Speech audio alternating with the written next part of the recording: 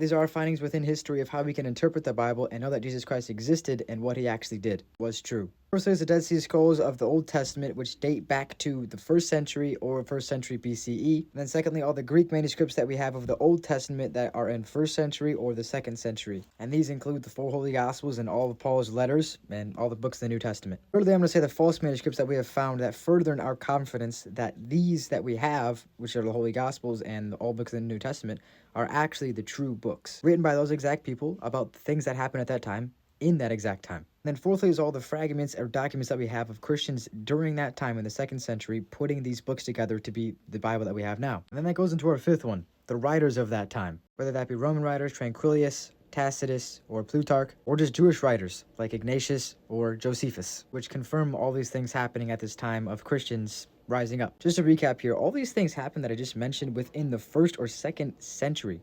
That's insane, bro. Like, that's at most 180 years from Christ. That's very quick, especially when like 80-90% of people at that time were illiterate, and the cost to write anything was insanely absurd. So it just shows how important these things were to actually come about. Hopefully you learned something, because I sure did.